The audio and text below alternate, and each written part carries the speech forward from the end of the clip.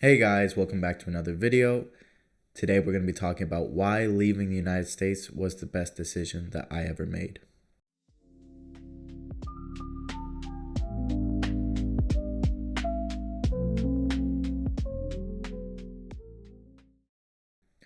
First and foremost, I want to start by making things clear that this isn't a video of me hating on the United States or anything of that nature. It's where I was born. I'm an American, I'm a US citizen, and I have a lot of gratitude of that for that, being a United States citizen, and I know a lot of the pros, and I know a lot of how, lucky I am to be an American citizen. This is more of a video about my experience traveling and living abroad and why, as of right now in my life and the stages of life that I am right now, why I prefer that style of living abroad and not living completely in the United States. So the first reason is just pretty obvious, and it's the my passion for football, for soccer in the United States. So the football culture in the USA to me isn't, and the system isn't where it should be.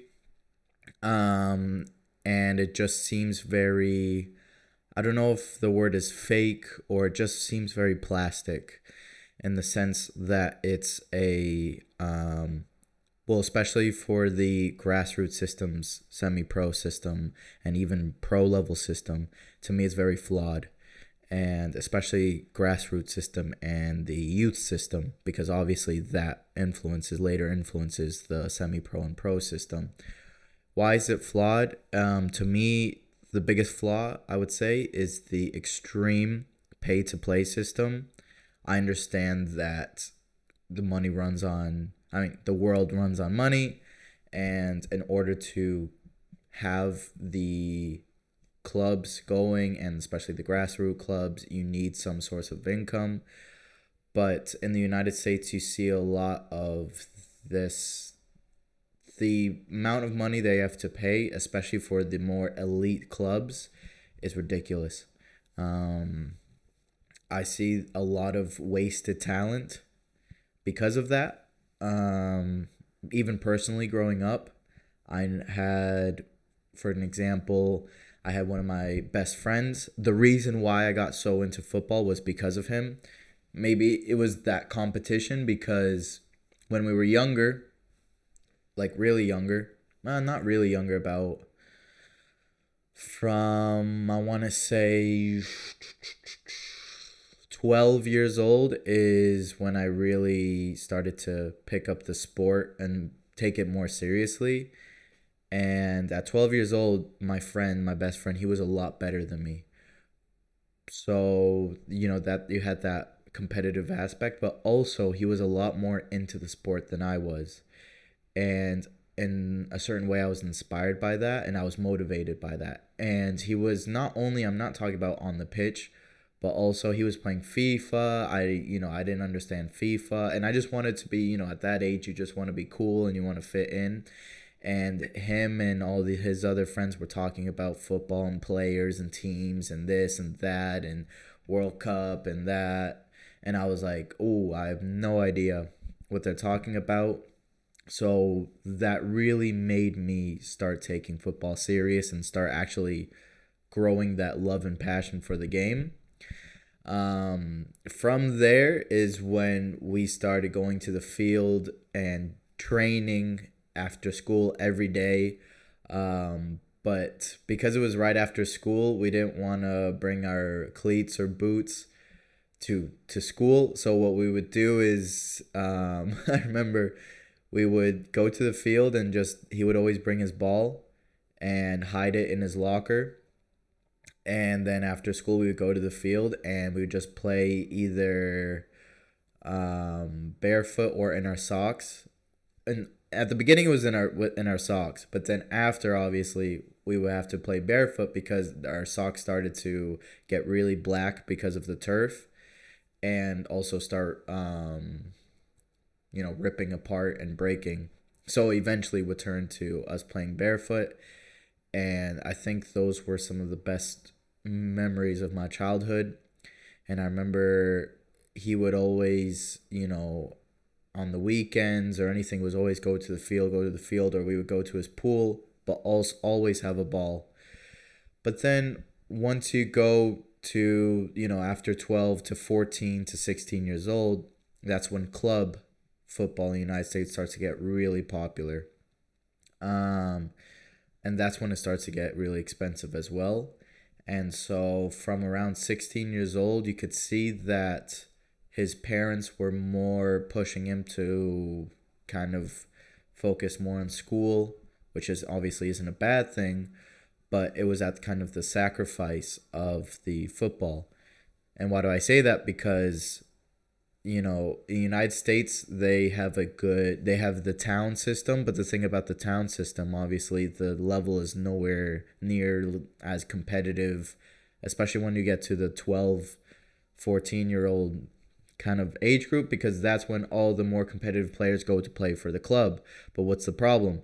That the club system at that age is, especially at the, like I said before, at the more higher level, is a lot more expensive. And so you have players who are, I know back in the day, I'm just throwing a random number out to be honest, but I remember for one season, it was like you could see from like 2 to 5 grand, so 2 to 5 thousand. And I remember for him, his parents, because also in the United States, there's not a lot of culture of a football actual passion. So you see a lot of times where very good players go through the youth system, club system, high school team, and then maybe college, and then especially after college, they completely stop playing and they just go into work. And then they'll, after college, couple times a year they'll play like pickup games or recreational leagues, rec leagues, but nothing serious. And so that's kind of when you have that type of culture. Obviously, my friend's parents, they didn't see a future in the football, so they didn't want to start investing thousands of dollars into the club team um, when they really didn't see a future in the football, and they thought, he needs to focus more on getting a job. I'm not saying one is better than the other. I'm just saying that that's the reality, and that's what I saw. And because of that, he stopped playing. We stopped going to when I started going to the pitch and still training almost every day, and he would come less often, and then over the years he would come. Maybe in the beginning it would be like once a week, and then once every 2 weeks, and then once a month, and then after a couple of years it'd be once a year, maybe. Um, so yeah, but the point being that he had a lot, and I remember he was the reason why I got into football, because he was really good and he could do all the tricks, and I wanted to be like that. And then it was kind of sad, kind of seeing that potential kind of go down and down just because of, well, obviously there's probably a lot of other factors, but you know what I mean. Um, so that, in comparison to that kind of culture, in comparison to Europe or England, for an example, and especially in the grassroots system, I'm very impressed by the grassroots passion and semi-pro passion here. That you see these low ranked teams in the pyramid here in England, I'm talking about, and they have a huge following, and a fan base, and you go to their games on the weekend and everyone's there, eating like, it's like a proper stadium, and you go there and everyone's either drinking, having a pint, or eating food while watching, and you have genuine crowds. um and then you have the kids in that team's grassroots system, being there, and they're the ultras and doing the chants or whatever. And it's really cool that, and it really puts in perspective of what football really is, that it's not just a professional sport. It can go down, there's a culture about it, and it's like some sort of socialization aspect about it, which I really like here, and I really like the kind of pyramid in England. I'm gonna put on screen right now the pyramid in England, or maybe even in London, versus the pyramid in the United States, and you can kind of see the difference of how many levels there are. And that's another thing that, as a player, if you want to go up one level in England, you're not going to see as much as a drastic change um in the level and the system. Maybe if you go up one level, the team will train one more day out of the week, but that's kind of like a big change. In the United States, if you try to go up one level, it's night and day. You know what I mean? So that's another kind of flaw in the system, where you have these aspiring players that want to move up in the level, but it's just such a dramatic change, and there's not a lot of, you know what I mean? There's not a lot of opportunities, and there's not a lot of kind of stepping stones. It's either you're here and you're here trying to, it's like, um, you're either the best of one level, and you're like obviously the best, and then when you in the United States system, and then when you try to go up one level, you automatically become the worst of the next level, and there's a huge change. You know what I mean? Whereas in England, for example, because there's so many levels, you can be the best of one level, and then even if you go up one more level, you could even be the best of that level, or at least be in the mid range of the next level. So there's not a huge, like shock of skill and quality, and just in general of the system. So yeah, that's the first reason.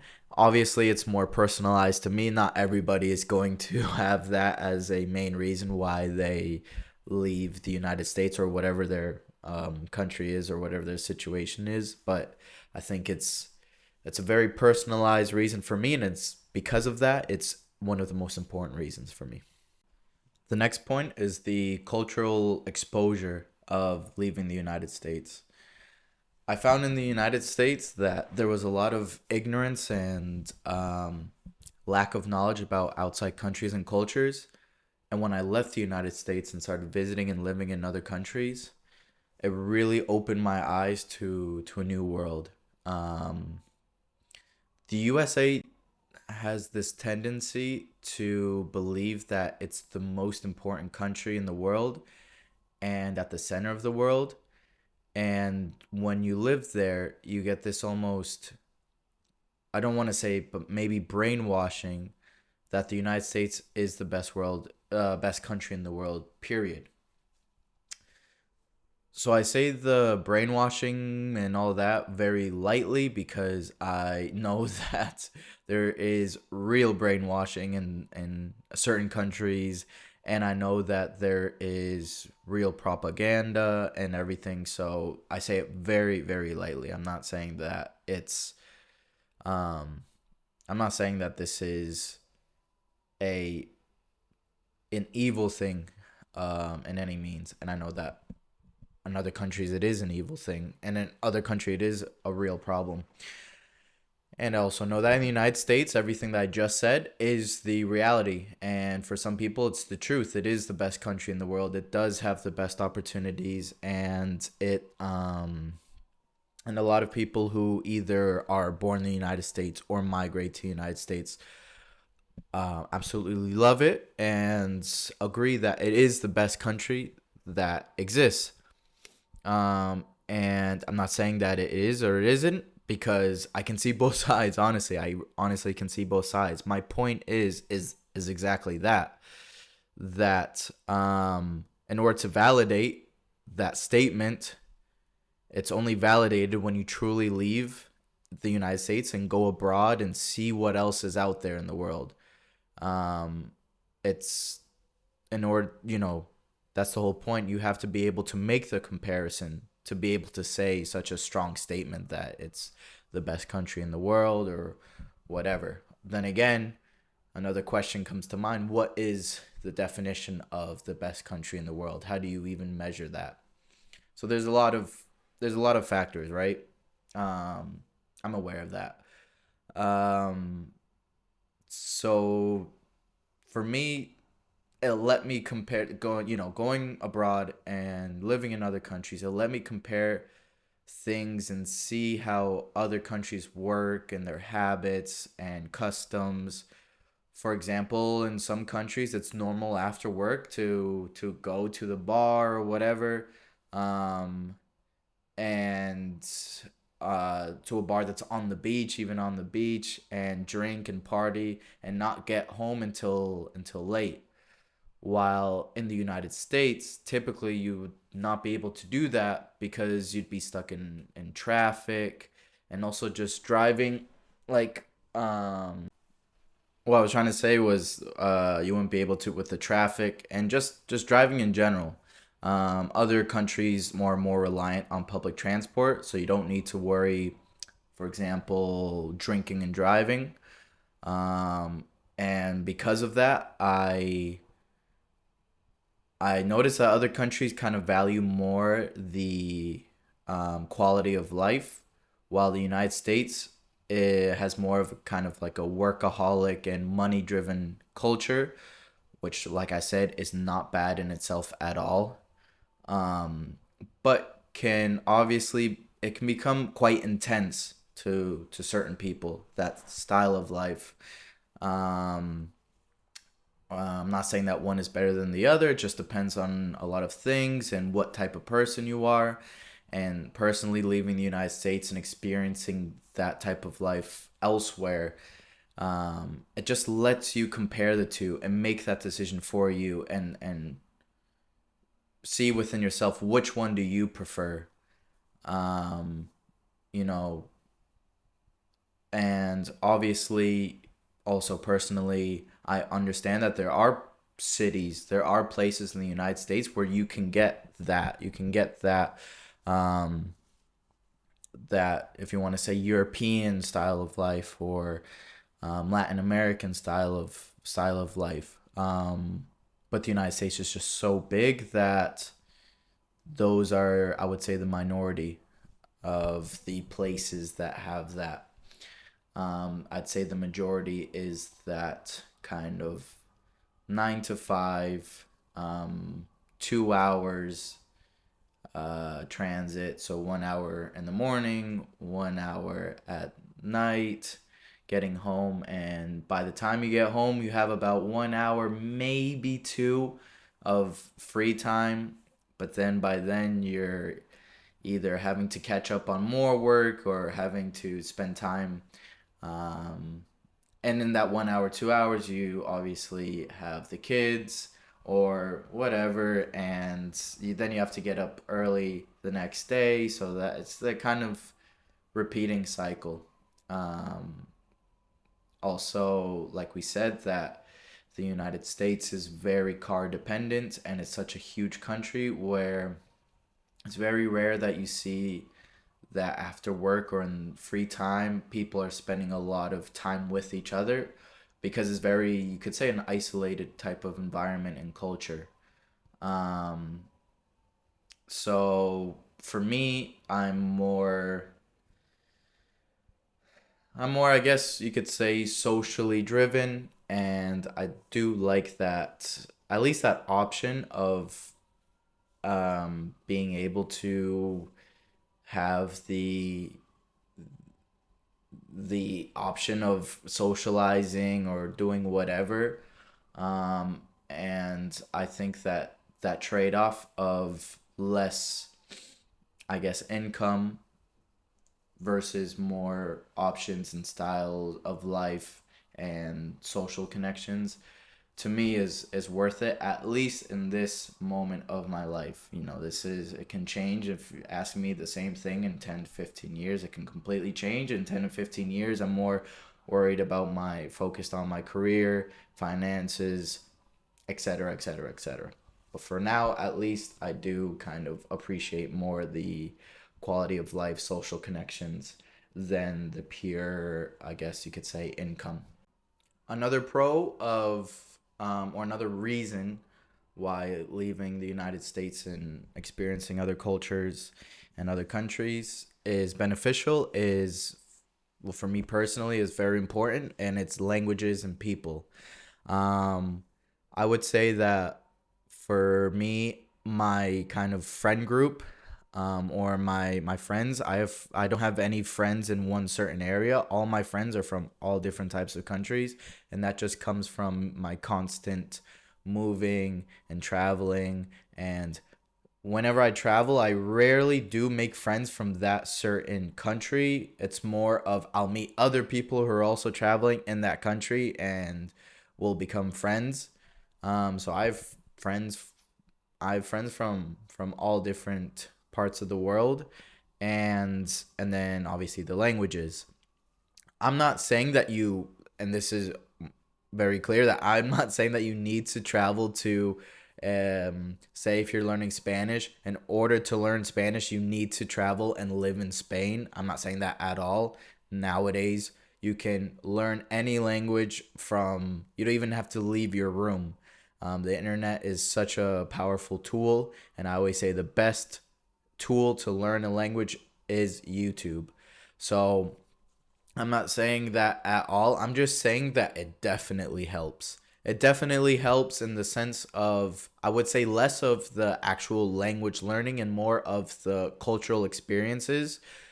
Because even if you're learning any language, let's say from YouTube, it's one thing being told that about something that, oh, at this time of the year in this country they do this. It's one thing kind of seeing that and being told that, and it's another thing being there and experiencing it. You know what I mean? You get, when you travel and when you actually experience these different things, you start picking up on the cultural nuances, and you start picking up on also the identity. I think for especially that's very important for the accent.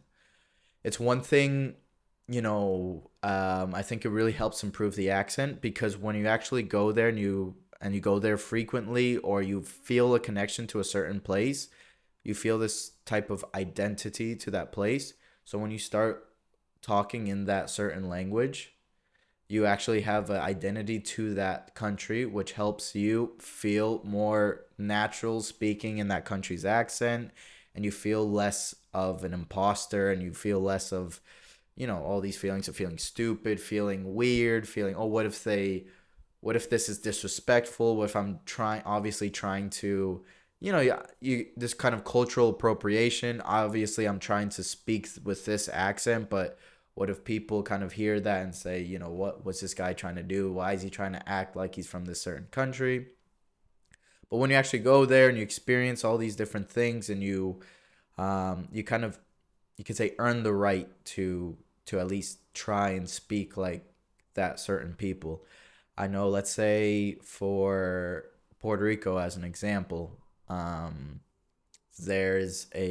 now there's a big problem with the power outages.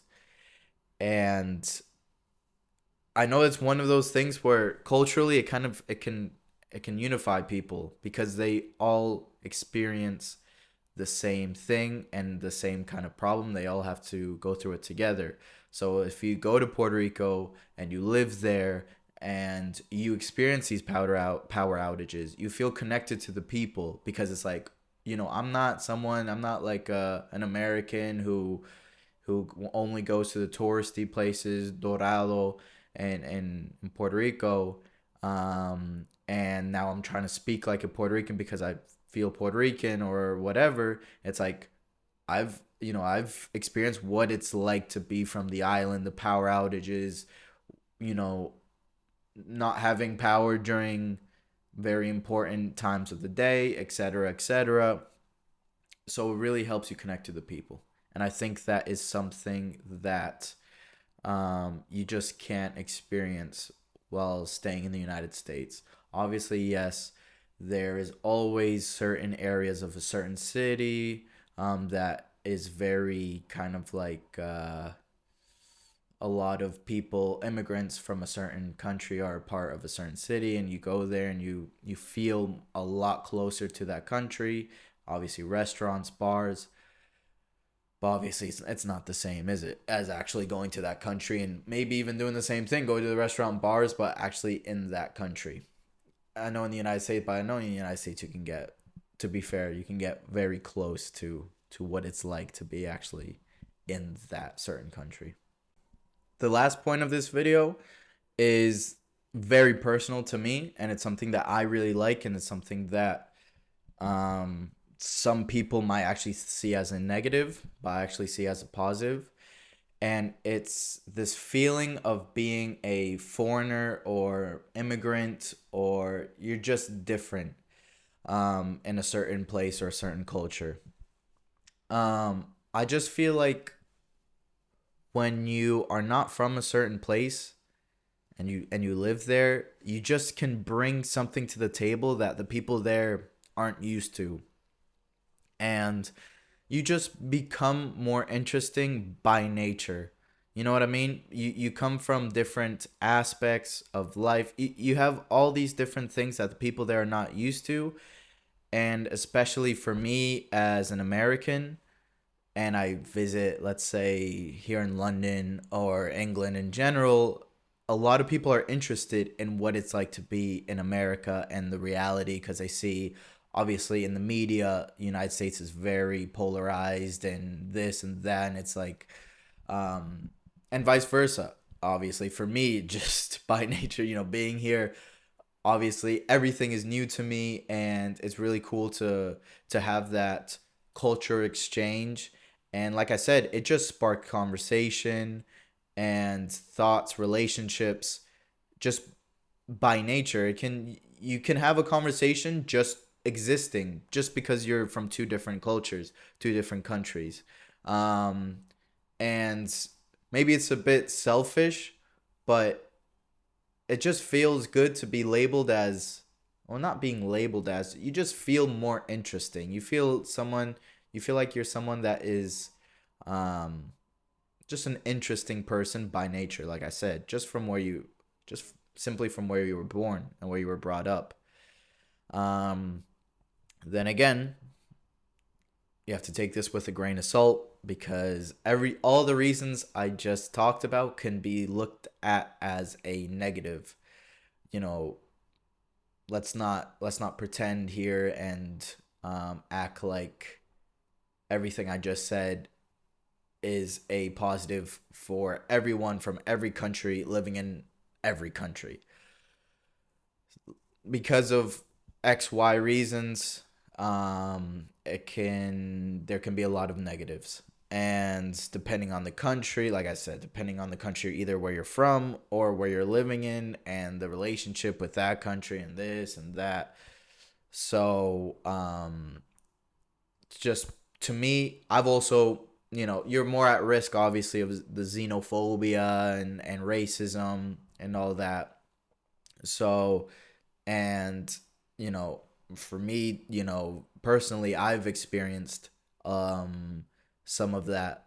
And so I can only imagine what other people would also experience. But yeah, to me, this is all personal. At the end of the day, weighing the pros and cons, I think it's a positive, net positive. That kind of being the foreigner in a new country. But it's always good to know that, and it's always good to have in the back of the mind that you're at risk of those certain kind of bad things, and you just have to be prepared for it and not be surprised when it does happen. And it's just, and no, I don't know if it's not to take it personally, but like I said, not be surprised, but also don't make it, just because you're not surprised doesn't mean it's right. No, I'm not saying that. I'm not condoning any of that. I'm just saying that it's just something to be aware of. All right, to wrap this video up, Like I said in the beginning, this video was not to bash or talk bad about the United States in any way. It was more to bring light on why getting out of your comfort zone and expanding your horizons is so important. And remember what I said before, leaving the United States lets you compare different things and also give another perspective of what you already know.